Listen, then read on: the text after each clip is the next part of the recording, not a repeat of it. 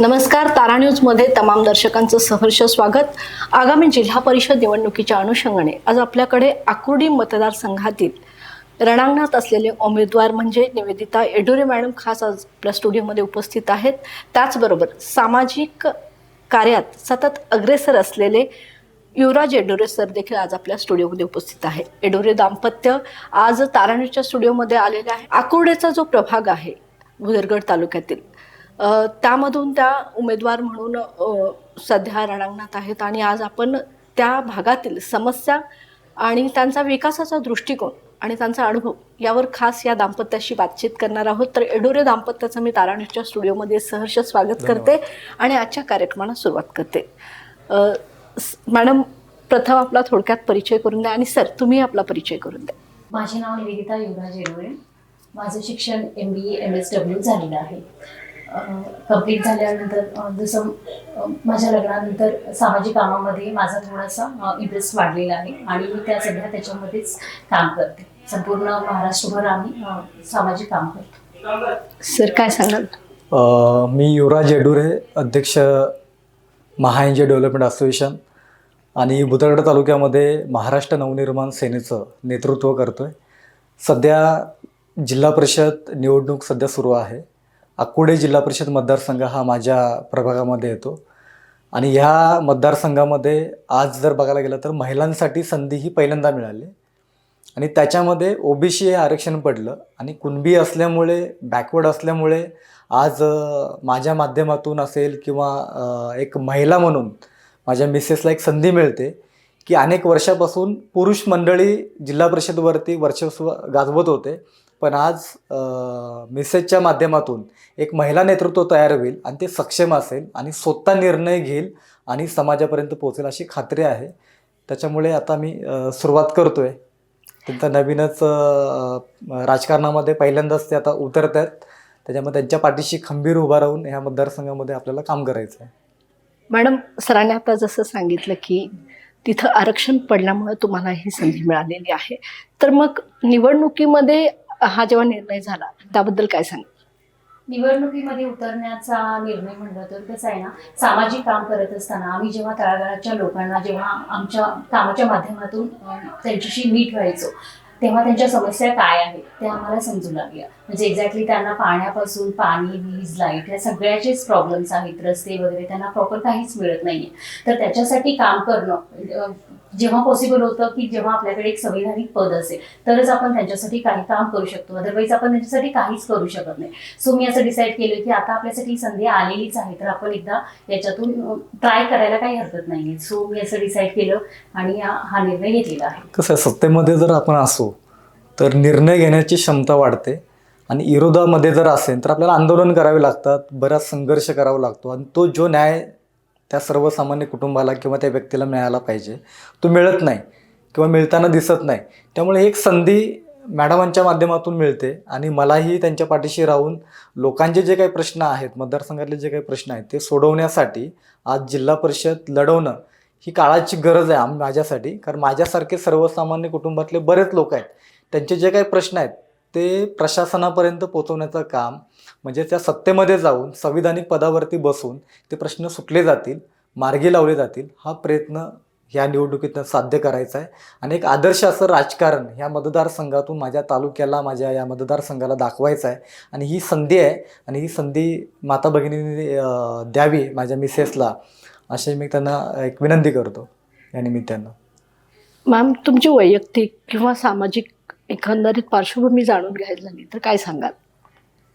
वैयक्तिक म्हणालं तर मी खूपच एक सामान्य शेतकरी वर्गातून आलेली आहे. माझं एज्युकेशन MBA आणि MSW अशा दोन्ही माध्यमातून झालेलं आहे. HR मार्केटिंग प्लस रुरल डेव्हलपमेंटवरती मी काम केलेले आहे. तसंच लग्नानंतर माझ्या लग्नाला 9 वर्ष झाली. 9 वर्षापासून जेव्हा मी सामाजिक काम करते म्हणजे स्वराज्य कल्याण सेवाभावी संस्था ही आमची संस्था आहे, याच्या माध्यमातून आम्ही संपूर्ण महाराष्ट्रभर काम करतो. सध्या पार्श्वभूमी म्हणायला गेलं तर तेही शेतकरी कुटुंबातली आहे. मी एका सर्वसामान्य कुटुंबातला व्यक्ती आहे. गेली अनेक वर्ष जो संघर्ष सामाजिकदृष्ट्या आम्हाला करावा लागला, माझ्या लग्नाला 9 वर्ष पूर्ण झाली. या 9 वर्षामध्ये अनेक राजकीय चढउतार आले, सामाजिक चढउतार आले त्याच्या पाठीमागं खंबीरपणे साथ देण्याचं काम माझ्या मिसेसनं केलेलं आहे आणि याच्या पुढे सुद्धा देखील ती करते. पण आज एक महिलांसाठी नेतृत्व उभं राहतंय. त्यामुळं माझ्या मिसेसच्या पाठीमागं ठामपणे उभा राहून या सर्वसामान्य कुटुंबासाठी किंवा आम्ही ज्या बॅकग्राऊंडमधून आलो आहे त्या कुटुंबासाठी आम्हाला चांगल्या पद्धतीचा कसा विकास करता येईल किंवा शाश्वत विकास कसा करता येईल या दृष्टिकोनातून आम्ही प्रयत्न करतो आहे. त्याच्यामुळे मॅडमांचं शिक्षण MBA झालेलंच आहे, MAW झाले, तसं मीही डॉक्टरेट आहे. सामाजिक क्षेत्रामध्ये मी डॉक्टरेट हे केलेले आहे आणि CSRच्या माध्यमातून सामाजिकदृष्ट्या मी माझ्या मतदारसंघामध्ये चांगल्या प्रकारचं काम करतो आहे. मला विचारायचं आहे की सर, आता सामाजिक क्षेत्रात अग्रेसर आहेत, तर त्यांच्या सामाजिक क्षेत्राच्या कामाच्या अनुभवाचा उपयोग तुम्हाला कुठेतरी राजकारणात होईल असं वाटतंय का? हो, 100% होईल. का नाही होणार? कारण ज्याच्यासाठी आपण काम करतोय, ज्यांच्या प्रश्नासाठी आपण भांडतोय, त्यांना ही संधी आहे ना, की आज युवराज येडुरे इतके दिवस काम करतोय, सामाजिक क्षेत्रामध्ये काम करतोय, एकटा लढतोय, लोकांसाठी लढतोय ना. आपण जे चांगलं होतंय त्यासाठी आपण चांगलं बोलतो, ज्या ठिकाणी वाईट होतं त्या ठिकाणी त्या पद्धतीचा विरोध करतो. कोण पाठीशी आहे कोण नाही हे न बघता समाजाचं ऋण फेडण्यासाठी, समाजाचं चांगलं काहीतरी करण्यासाठी आम्ही त्यांच्यापर्यंत पोचतोय. तर आज एक संधी त्यांनी आम्हाला द्यावी, त्या दृष्टिकोनात आम्हीही त्यांना चांगल्या पद्धतीने विकास करून दाखवू, शाश्वत विकास करून दाखवू. म्हणून मग संधी मिळाली समजा, तर पहिला विकासात्मक काम काय असणार आहे? प्राधान्यक्रम कोणत्या गोष्टीला असणार आहे? पहिला प्राधान्यक्रम असेल तो आरोग्यासाठी असेल. आरोग्य विषय म्हणजे का? कारण आज जर बघायला गेलं तर प्रत्येक गावामध्ये जर बघायला गेलं तर सांडपाण्याचं व्यवस्थापन केलेलं नाही आहे. सांडपाणी नदीला जाणार, नदीचं पाणी जॅकवेलमध्ये येणार, जॅकवेलमधून आपल्याला पिण्यासाठी येणार. म्हणजे स्वच्छ आरोचं पाणीसुद्धा आपल्या ग्रामीण भागातल्या लोकांना मिळत नाही. आणि सगळे जर आरोग्याचे प्रश्न बघायला गेला तर पाण्यामुळेच आजार होतो, हे तज्ज्ञांनी पण सांगितलेलं आहे. त्याच्यामुळे आमचं पहिलं प्राधान्य असेल की सांडपाण्यापासून थोडंसं ते थांबवून त्या ठिकाणी शोषखड्डे कसे होतील आणि ज्या ठिकाणी जॅकवेल असतील त्या ठिकाणी ॲरो प्लॅन्ट बसवून स्वच्छ पाणी त्या लोकांना कसं मिळेल. त्याचबरोबर ज्या ग्रामीण भागामध्ये महिलांना सुविधा मिळत नाही आहेत, ज्याच्यामध्ये आपण बस स्टँडवरती गेल्यानंतर त्यांना बाथरूमला जाता येत नाही, अशा ठिकाणी शौचालय बांधकाम होणं गरजेचं आहे. आज जर महिलांसाठी बघायला तर रोजगाराच्या बाबतीत भरपूर संधी आहेत, भरपूर योजना आहेत, पण त्या त्यांच्यापर्यंत पोचत आहेत का? तर पोचत नाही आहेत. त्या पोचवण्याचं काम आम्ही आमच्या सामाजिक संस्थेतनं आम्ही करतो. पण त्या ठिकाणी कुठला तरी राजकीय दबाव किंवा राजकीय हस्तक्षेप त्याच्यामध्ये होतो आणि तो कुठेतरी थांबवणं गरजेचं आहे. आणि ह्या निवडणुकीच्या माध्यमातून आम्हाला संधी दिल्यानंतर तो पूर्ण मार्ग खुला होईल आणि चांगल्या पद्धतीचं काम त्या गावामध्ये त्या भागामध्ये होऊ शकतं, ही खात्री आहे आम्हाला. तुम्ही बऱ्याच गोष्टींवर आता बोलात, पण निवडणुका म्हटलं की पाणी, रस्ते, आरोग्य, शिक्षण या 4 मूलभूत सुविधा मानल्या जातात. आता ग्रामीण भागात ह्यावर तुम्ही काही ठोस पावलं उचलणार आहात का? आणि या समस्या घेऊन काही व्हिजन तुमचं असणार आहे? 100% आमचं व्हिजन असं आहे की आज रस्ते, गटार किंवा अजून काय सुविधा ज्या आपल्याला मिळतात त्या जास्त काळ टिकत नाही आहेत. म्हणजे आज रस्ता केला की आपण 6 महिन्यानंतर 1 वर्षानंतर आपण पुन्हा त्याच रस्त्यावरती खर्च करतो. तो पैसा कोणाचा आहे? जनतेचा पैसा आहे. आणि जनतेचा पैसा जर असा वायफळ मार्गाने जर तो खर्च होणार असेल, टक्केवारीच्या माध्यमातून तो वेगळ्या व्यक्तींपर्यंत पोचणार असेल, तर ते बंद करणं गरजेचं आहे. शाश्वत विकास करत असताना एकदा जर रस्ता आपण जर केला तो कमीत कमी त्या वेळेनुसार किंवा ज्या टेंडरनुसार टिकला पाहिजे. नाही टिकला तर त्या कॉन्ट्रॅक्टदारनं, त्या ठेकेदारानं तो पुन्हा करून दिला पाहिजे. याच्यावरती वचकसुद्धा आपल्या प्रशासनाची किंवा आपल्या लोकप्रतिनिधीची असली पाहिजे. ती जबाबदारी आम्ही घेतोय. आज जर तुम्ही जसा जो प्रश्न विचारला त्या अशा मूलभूत बऱ्याच गोष्टी आहेत. आज जर बघायला गेलं तर अन्न, पाणी आणि निवारा ह्या मूलभूत गरजा आहेत. अनेक घरं अशा आहेत की आज ग्रामपंचायत लेवलला जर बघायला गेलं तर ते घरकुल मंजूर करण्यासाठी सुद्धा पैसे द्यावे लागतात. म्हणजे आपल्या हक्काचा पैसा, आपण जो टॅक्स भरतो त्या टॅक्समधून त्या लोकांना जे घर बांधकामासाठी मिळणारे जे पैसे आहेत त्याच्यासाठी सुद्धा तुम्हाला पैसे द्यावे लागतात. अनेक योजना आहेत, त्या योजनेसाठी तुम्हाला पैसे द्यावे लागतात. असं न होता त्यांच्या हक्काचं, त्यांना ज्या अपेक्षित असणारं जे काही सोयीसुविधा आहेत त्या मिळवणं आणि त्या मिळवून देणं ही काळाची गरज आहे. आणि ते मिळवून देण्यासाठी आम्ही ह्या निवडणुकीमध्ये उतरतोय. चांगल्या पद्धतीचं काम जनतेसाठी करता येईल हा विषय आहे सगळ्यात महत्त्वाचा. ग्रामीण भाग म्हटलं की शेती आलीच आणि शेती म्हटलं की शेतकरी आलाच. तर शेती आणि शेतकऱ्यांच्या विषयी काय भूमिका असणार आहेत? आजही महागाई कमी व्हायचं नाव घेत नाहीत. अशा वेळी तुम्ही काही ठोस उपाययोजना शेतकरी किंवा शेतकऱ्यांपर्यंत ज्या योजना पोहोचवल्या जातात त्या आजही ग्रामीण भागात तेवढ्या वेगाने पोहोचत नाहीत. त्यावर काही काम होणार आहे का? शेतकऱ्यांच्या बाबतीत बोलायचं झालं तर आज शेतकरी आपलं काम करतोय शेतामध्ये, पण त्याला आधुनिक पद्धतीचं प्रशिक्षण असेल, संशोधन कार्यशाळा असतील किंवा संशोधन केंद्र असतील किंवा शासनाच्या कोणत्याही योजना आहेत की त्या योजनेच्या माध्यमातून तो पीक घेऊ शकतो, त्या पिकाला बाजारपेठ मिळवून देऊ शकतो, अशा बऱ्याच योजना आहेत, पण त्या त्यांच्यापर्यंत पोचत नाहीत. आणि त्या जर पोचवायच्या असतील तर नक्कीच मला वाटतं की आपल्याला त्याच्यावरती काम करावं लागेल, शेतकऱ्यांना विश्वासात घ्यावं लागेल. शासन प्रशासन प्रयत्न करत आहे, पण ते पुरेपूर त्यांच्यापर्यंत पोचत नाही. एक वेगळ्या प्रकारचा प्रयोग आपल्याला करावा लागेल की आपल्याकडं बघायला गेलं तर भात शेती आणि ऊस ह्या लागवडी केल्या जातात, पण त्याच्याही पेक्षा आंतरपिकं असतील किंवा अजून काही बऱ्याच गोष्टी आहेत करण्यासारख्या आहेत, त्या करणं गरजेचं आहे. फक्त प्रशिक्षण अभावी ते कुठंतरी मागं पडत आहेत. माझा भाग, माझा जो काही मतदारसंघ आहे तो पुढं घेऊन जाण्यासाठी त्यांना प्रशिक्षित करणं, माती प्रशिक्षण केंद्र असेल किंवा अजून संशोधन असतील, कारण कमी वेळेमध्ये जास्त पीक कसं येईल आणि ते सेंद्रिय कसं येईल, जेणेकरून त्याच्यातून चांगल्या पद्धतीचं माल तयार होईल आणि तो त्यातून रॉ मटेरियलमधून चांगलं एक प्रोडक्ट तयार होईल, त्याचं ब्रँडिंग होईल आणि ते महाराष्ट्राच्या बाहेर, महाराष्ट्रामध्ये, परदेशामध्ये कसं जाईल याच्याकडे आमचा एक सातत्यानं प्रयत्न सुरू आहे आणि त्याच्यावरती काम पण सुरू आहे. मॅम, मला विचारायचं आहे की महिला सक्षमीकरणावर किंवा सबलीकरणावर कशा प्रकारचं तुमच्याकडून काम होणार आहे आणि काय अजेंडा असणार आहे? मग महिलांसाठी प्रत्येक गावामध्ये त्यांच्या हक्काचे एक व्यासपीठ निर्माण करणं, म्हणजे तिथे त्यांच्या कलागुणांना वाव मिळेल असं. प्लस त्यांच्यासाठी बचत गट, बाकीचे काही प्रशिक्षण असतील. म्हणजे काय, उदाहरणार्थ आज बचत गट भरपूर आहेत, बचत गटाच्या माध्यमातून आपण बचत करतो, मात्र बचत करण्याबरोबर आपल्याला काहीतरी स्वतःच्या पायावरती उभा राहण्यासाठी रोजगार निर्मितीसुद्धा करणं गरजेचं आहे. जिथं आपल्यामध्ये गावामध्ये जे पिकतं ते तिथं विकत नाही, पण जिथं पिकतं ते आपण बाहेर विकू शकतो आणि त्या माध्यमातून आज महिलांना त्या ठिकाणी रोजगार निर्मिती करून त्यांना प्रशिक्षित करून त्यांचं ब्रँडिंग करून, जसं शेतकऱ्यांचा आहे तसा हा पण तोच प्रश्न आहे. त्याचबरोबर त्यांच्या कलागुणांना वाव मिळण्यासाठी सभागृह पाहिजे. ते सभागृह तिथं गावामध्ये उपलब्ध नाही, तर ते त्या ठिकाणी करणं गरजेचं आहे. अशा बऱ्याच त्यांच्या काही प्रॉब्लेम आहेत, ते प्रॉब्लेम सॉल्व्ह करणं गरजेचं आहे. त्यासाठी आमची रणनीतीसुद्धा ठरलेली आहे, त्याच्यावरती आराखडे बनवलेले आहेत. मी विधानसभेच्या वेळी आराखडा पण सादर केलेला आहे. त्या आराखड्याप्रमाणेच ह्या जिल्हा परिषदेमध्ये काम होईल. एक आदर्श अशी जिल्हा परिषद या महाराष्ट्रामध्ये तयार होईल. आम्हाला फक्त संधी दिली पाहिजे लोकांनी. सर, आजही ग्रामीण भागामधील काही मुलं किंवा युवक रोजगारासाठी जे आहेत त्यांना त्यांचं गाव सोडावं लागतं आणि शहराकडे यावं लागतं. हे कुठंतरी थांबलं पाहिजे, याच्यासाठी काही उपाययोजना होणार आहेत का? 100% उपाययोजना आपण करू शकतो. अनेक युवक मला भेटत असतात, ऑफिसमध्ये भेटत असतात, अनेक ठिकाणी चर्चा होत असते, पण त्या ग्रामीण भागातल्या युवकाला नेमकं काय करता येईल, कशावरती प्रयोग करून आपल्याला काय रोजगार निर्मिती करता येईल हे सांगता येत नाही. आज आपल्याकडं बघायला गेलं तर दुधाचं प्रमाण खूप मोठ्या प्रमाणात आहे, शेती मोठ्या प्रमाणात आहे, पाणी आपल्याकडं मुबलक प्रमाणात आहे, पण यातून काही आपण चांगल्या पद्धतीचे प्रोडक्ट तयार करू शकू का आणि त्या गावातल्या गावात रोजगार देऊ शकू का, या संदर्भात प्रशिक्षण कार्यशाळा आता आम्ही येणाऱ्या ह्याच्यामध्ये आम्ही आयोजित करतोय. अनेक युवकांशी चर्चा सुरू आहे, काय नेमकं करता येईल, की गावात राहूनसुद्धा खूप मोठ्या गोष्टी करता येऊ शकतात, हे सगळ्या युवकांनासुद्धा माहिती आहे.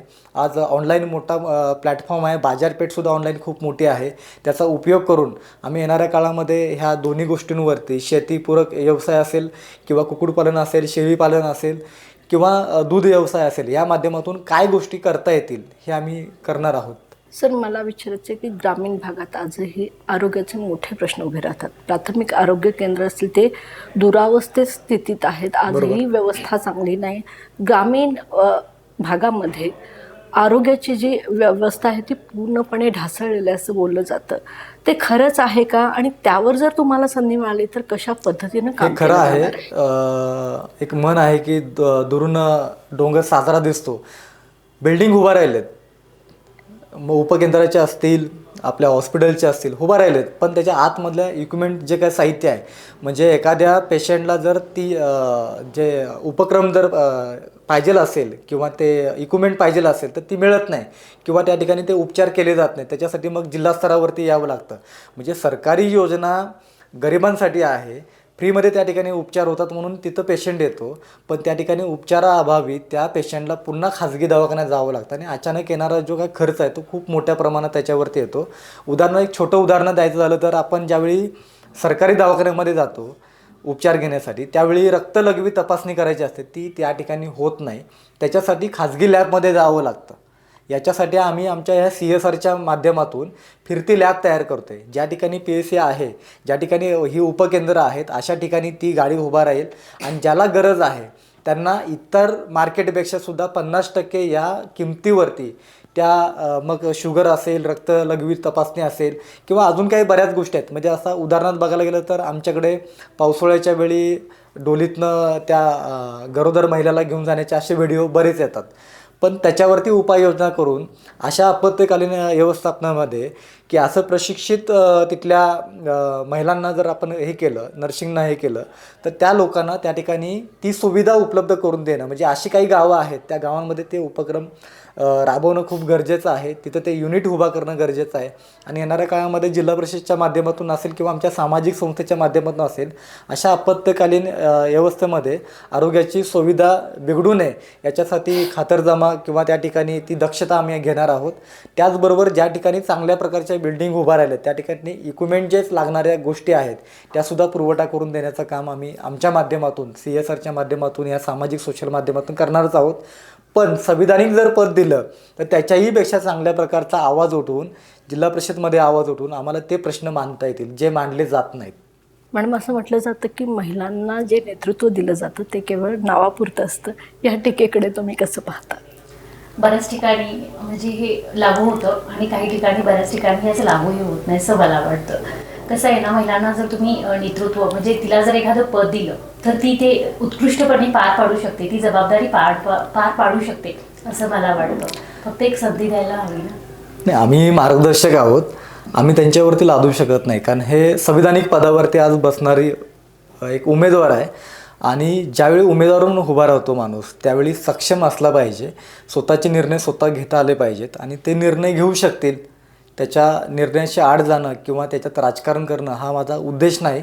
त्याच्यामुळे जे काही उमेदवार असेल तेच निर्णय घेतील आणि तेच पुढं कार्य करतील. आमचा फक्त त्यांना पाठिंबा आणि मार्गदर्शन असेल. ते योग्य पद्धतीनं काम व्हावं आणि योग्य पद्धतीनं ते पोचावं. भुदरगड तालुका हा पर्यावरणदृष्ट्या कोल्हापूर जिल्ह्यातील एक महत्त्वाचा भाग मानला जातो.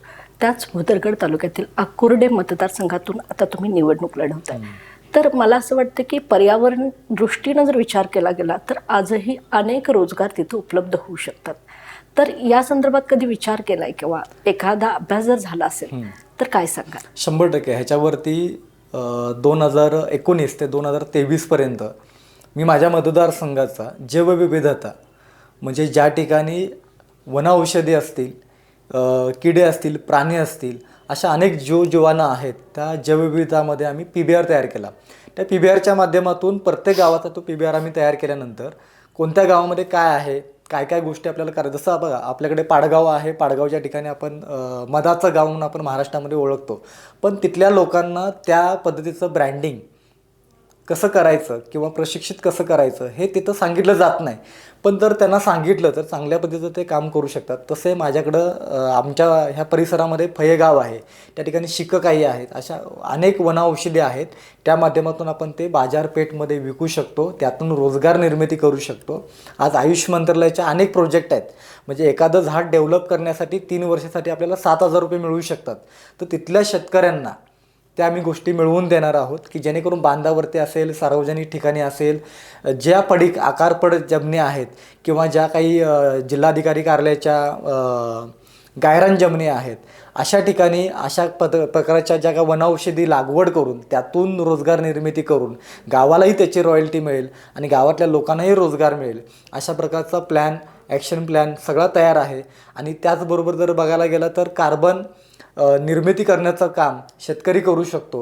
आज कंपन्या अनेक आहेत त्या फंडिंग देण्यासाठी तयार आहेत. कार्बन फंड हा त्यांचा एक वेगळा फंड असतो. तो फंड घेण्यासाठी सामाजिक संस्थेच्या माध्यमातून एक शेतकऱ्यांचा गट तयार करून त्या शेतकऱ्यांना कार्बन कसा निर्मिती करता येईल, अजून कशी झाडं आपल्याला लावता येतील आणि त्या डेव्हलपमेंटसाठी असणारा जो फंड आहे तो त्यांच्यापर्यंत पोचवून म्हणजे शेतीपूरक त्यांना जोडधंदा तो मिळू शकतो.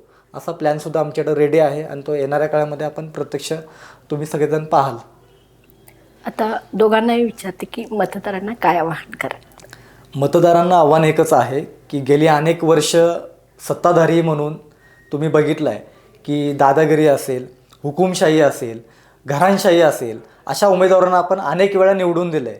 पण आज पहिल्यांदा असं आहे की सर्वसामान्य कुटुंबातली व्यक्ती आज तुमच्या प्रश्नाला वाचा फोडण्यासाठी एक महिला उभा राहते आणि त्या महिलेला जर तुम्ही बळ दिलात, नेतृत्व करण्याची संधी दिली, तर तुमचे प्रश्न ते माझे प्रश्न आहेत, जसं मॅडमांचे पण प्रश्न आहेत, ते सोडवण्यासाठी आम्हाला अधिक बळकट हे मिळेल, ताकद मिळेल आणि नक्कीच ती ताकद आम्हाला आमची मतदारसंघातील जनता देईल, अशा आशादायी चित्र आहे. मॅम तुम्ही काय सांग?